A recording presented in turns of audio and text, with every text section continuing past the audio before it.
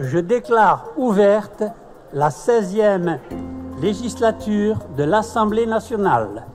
Madame Yaël Braun-Pivet ayant obtenu la majorité absolue des suffrages exprimés, je la proclame présidente de l'Assemblée nationale et je l'invite à prendre place au fauteuil présidentiel.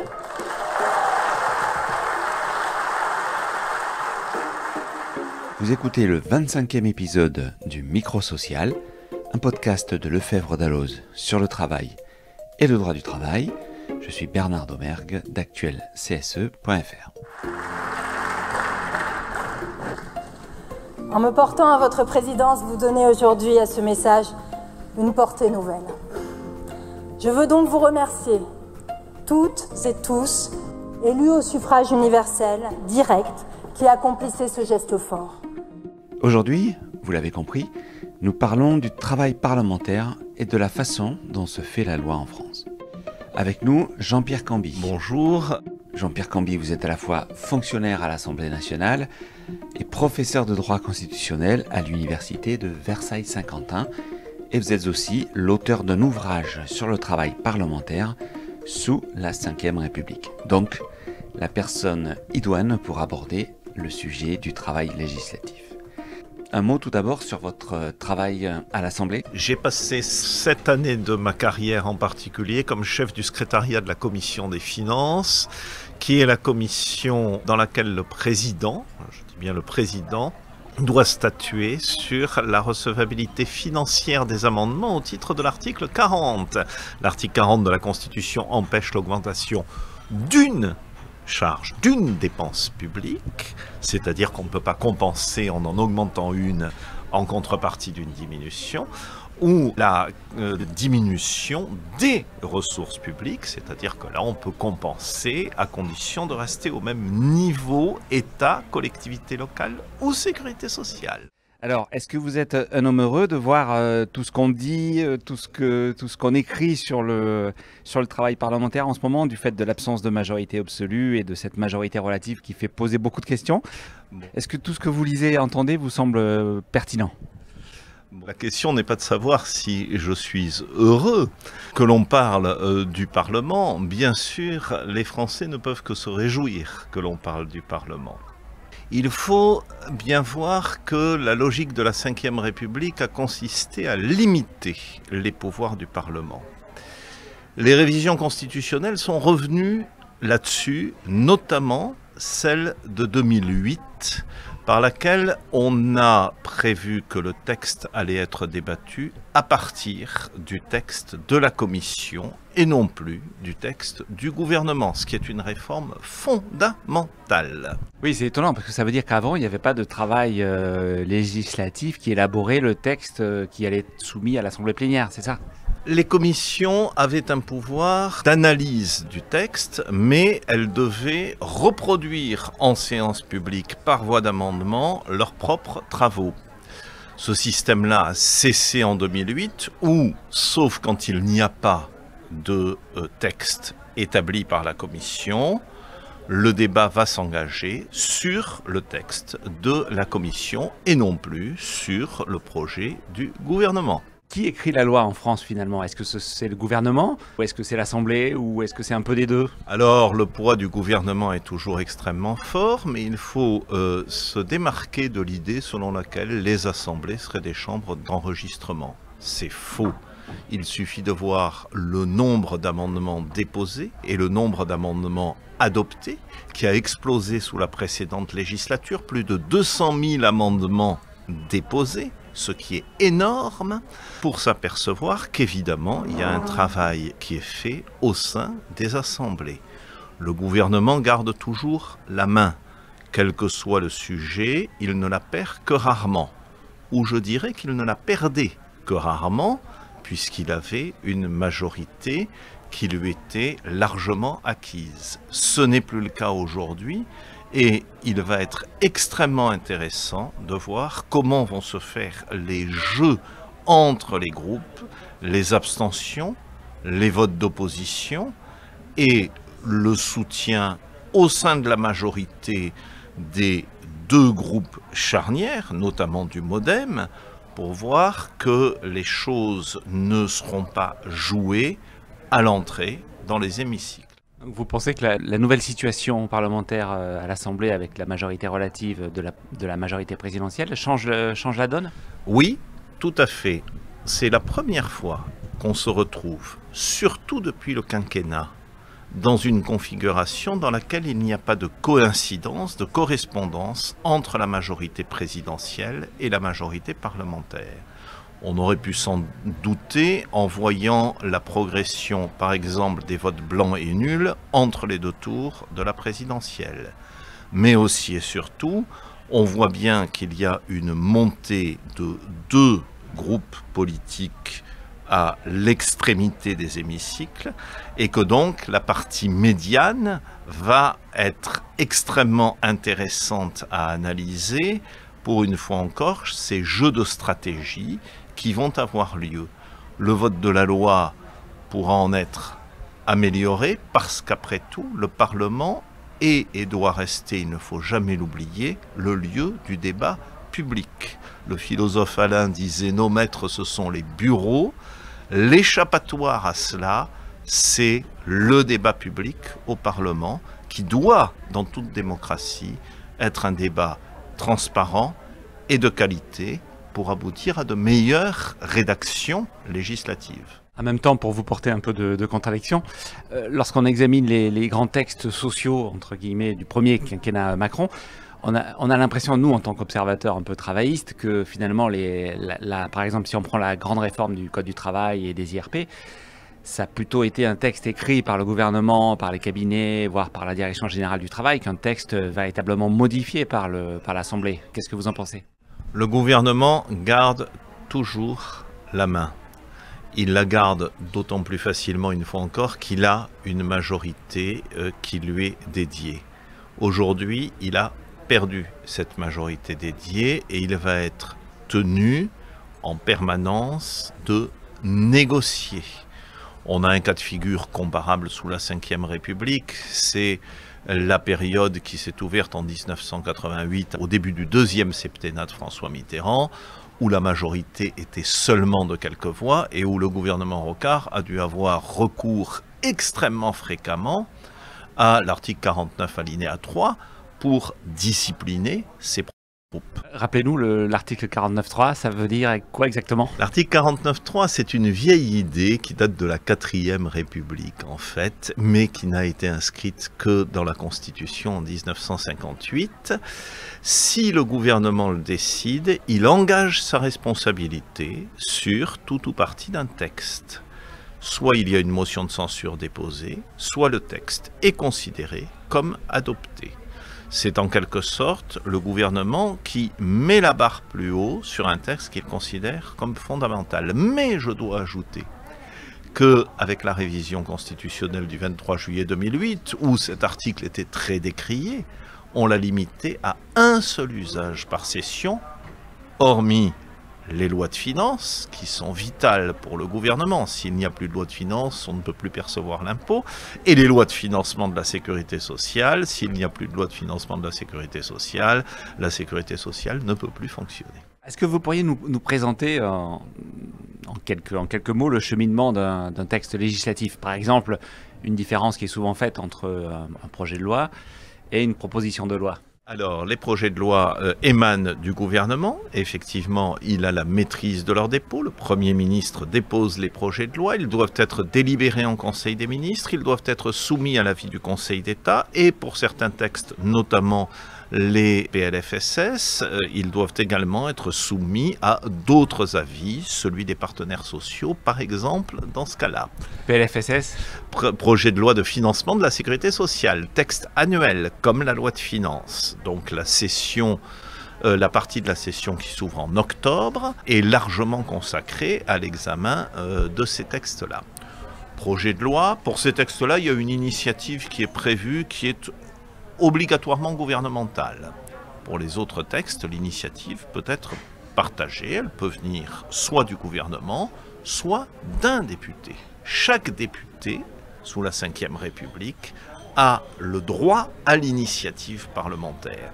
Évidemment, le poids des groupes est considérable, mais juridiquement parlant, c'est chaque député qui détient l'initiative. Dans ces cas-là, c'est une proposition de loi. Dans ce cas-là, c'est une proposition de loi.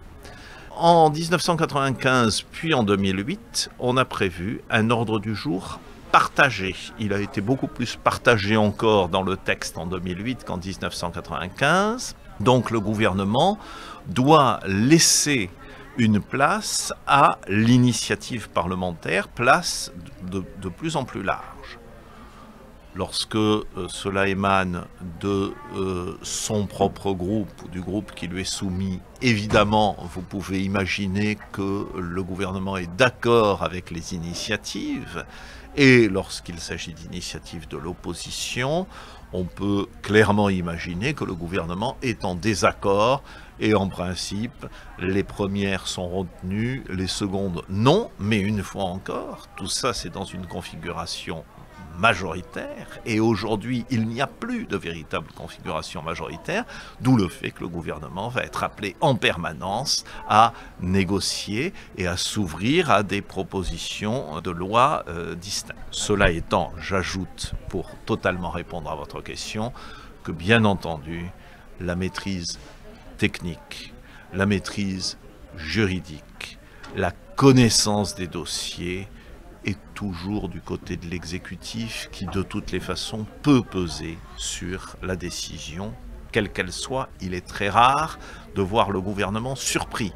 Ça a été le cas, par exemple, dans l'adoption d'une proposition de loi sur les langues régionales, où le gouvernement n'était pas d'accord et où pourtant des votes conformes dans l'hémicycle se sont faits entre divers groupes. Il peut arriver aussi, paradoxalement, qu'une proposition de loi soit inspirée par le gouvernement, voire rédigée. Ça peut exister aussi. Alors, lorsqu'elle vient de la majorité, oui, très fréquemment. Il peut y avoir à cela plusieurs causes. D'abord, un ministre peut toujours ne pas accepter de totalement se soumettre à l'interministérialité, ou ne pas véritablement vouloir que le Conseil d'État donne son avis sur un projet de loi. Mais évidemment, tout ça est très marginal et n'est jamais dit, bien entendu.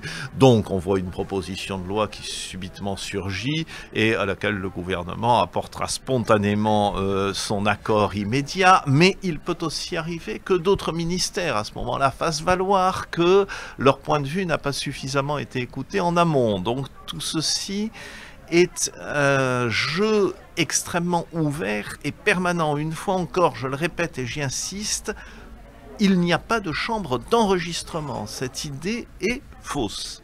Un autre élément sur lequel vous pouvez peut-être nous éclairer, c'est les mots qu'on entend souvent de première lecture, deuxième lecture, voire de procédure accélérée. Qu'est-ce que ça signifie au juste? Alors, les deux assemblées, et ça c'est une spécificité française, ont à peu près les mêmes pouvoirs législatifs. Simplement, au terme du processus, si elles ne sont pas d'accord, il peut y avoir un dernier mot à l'Assemblée nationale. La procédure est normalement la suivante.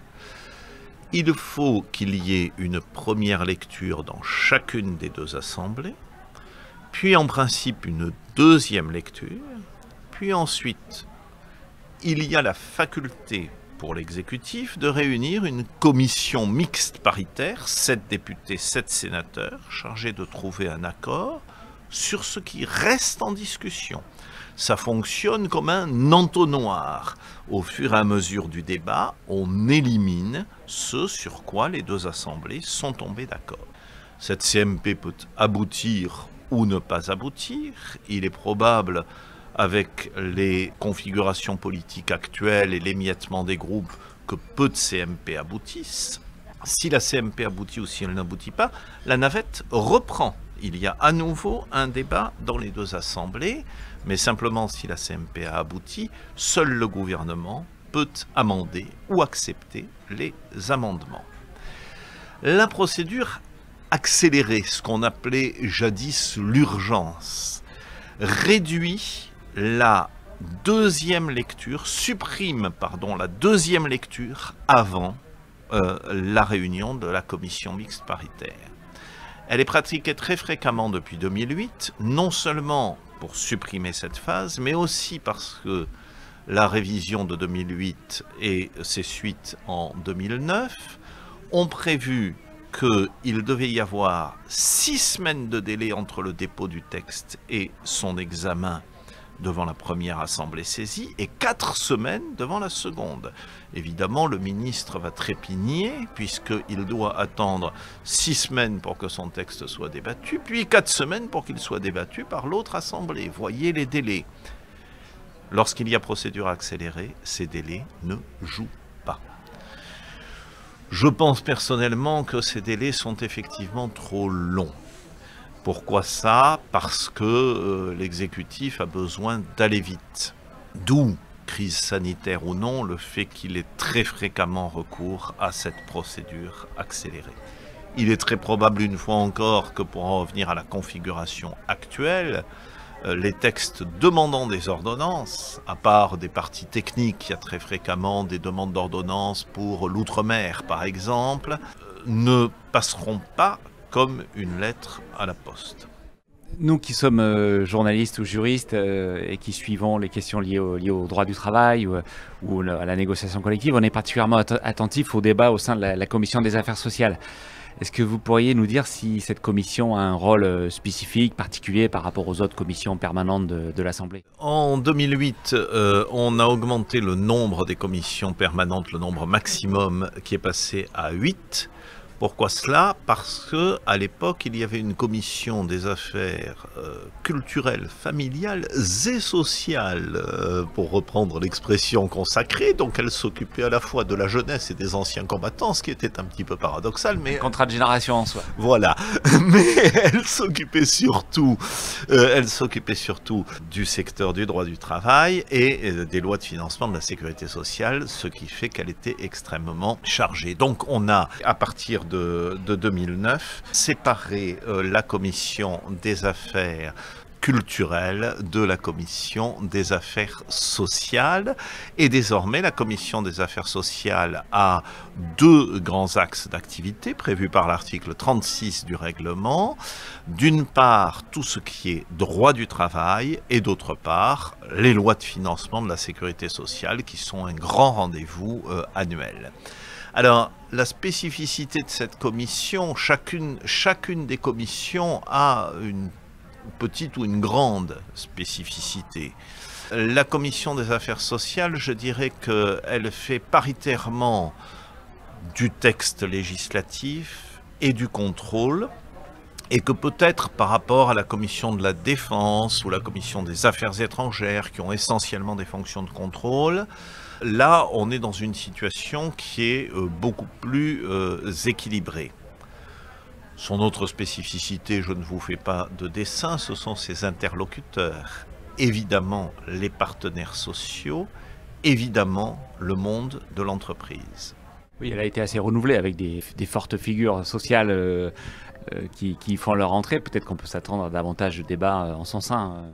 Très probablement, il y aura du débat. Là, comme ailleurs, il y aura aussi du débat à la commission du développement durable sur les thèmes énergétiques. Il y aura évidemment du débat à la commission des finances. On peut s'y attendre d'une manière renouvelée. Les débats en commission sont généralement marqué par un climat beaucoup plus courtois que les affrontements dans l'hémicycle où les prises de parole sont souvent véhémentes et un peu dramatisées.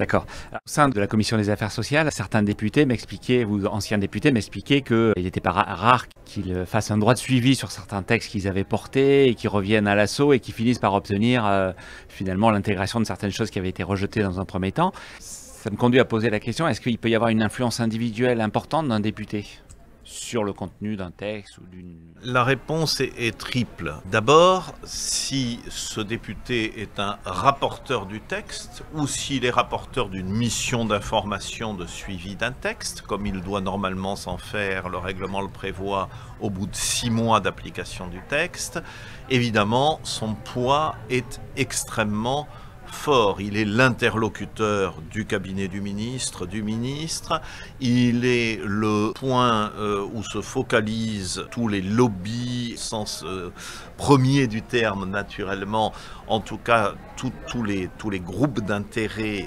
qui agissent dans le cadre d'un texte, il devient leur interlocuteur naturel. Deuxièmement, les groupes voient souvent émerger des personnalités extrêmement particulières qui ont un profil soit à cause de leur fonction antérieure, soit parce qu'ils ont acquis un pouvoir de technique très particulière sur un sujet qu'ils connaissent bien et qu'ils maîtrisent pour qu'ils s'en emparent dans chacun des groupes. Et puis troisièmement, chacun des 577 députés dispose, je le répète, de l'initiative législative. Il peut amender avec son groupe ou contre celui-ci s'il arrive à passer ce filtre. Donc, bien entendu, il y a très souvent des députés qui ont attaché leur nom à un amendement particulier. Tout dépend aussi là de la discipline de vote que font régner les groupes sur leurs membres. Peut-être pour terminer, une question sur le scénario éventuel en cas de dissension parlementaire, faute de majorité absolue. Est-ce que vous pensez que le président peut être amené à dissoudre l'Assemblée ? Alors l'article 12 de la Constitution prévoit que le président dissout lorsqu'il le veut. Simplement, il ne peut pas provoquer une nouvelle dissolution dans un délai d'1 an. Il est arrivé parfois sur les ondes que l'on entende que le président Macron ne pouvait pas dissoudre maintenant pendant 1 an. C'est totalement faux, je le répète. Simplement, une fois qu'il aura tenté une dissolution, s'il se retrouve avec une majorité qui lui est à nouveau défavorable ou une majorité relative, il ne pourra plus dissoudre pendant un délai d'1 an et le blocage sera encore plus vif. Jusqu'à maintenant, sous la Ve République, les présidents de la République successifs, et notamment Jacques Chirac en 1997, n'ont pas tiré de conséquences personnelles d'une dissolution ratée. Les dissolutions, d'ailleurs, ont toutes réussi, à part celle de 1997. Mais là, on se retrouverait dans une configuration totalement nouvelle, où le président aurait dissous une première fois contre la volonté majoritaire des électeurs, et se retrouverait avec à nouveau une volonté contraire, et il serait extraordinairement affaibli sur le plan politique. Le quinquennat postulait l'inverse, c'est-à-dire postulait une coïncidence entre majorité présidentielle et majorité parlementaire. Pour la première fois, on voit que cette règle a été démentie par la majorité du corps électoral. Merci Jean-Pierre Camby pour cet échange très instructif sur le travail parlementaire. La séance est levée. Merci. Plus d'informations sur actuelcse.fr, donc le journal de Lefebvre Dalloz destiné aux élus du personnel. À très bientôt pour un nouvel épisode du Micro Social, le podcast sur le travail et le droit du travail.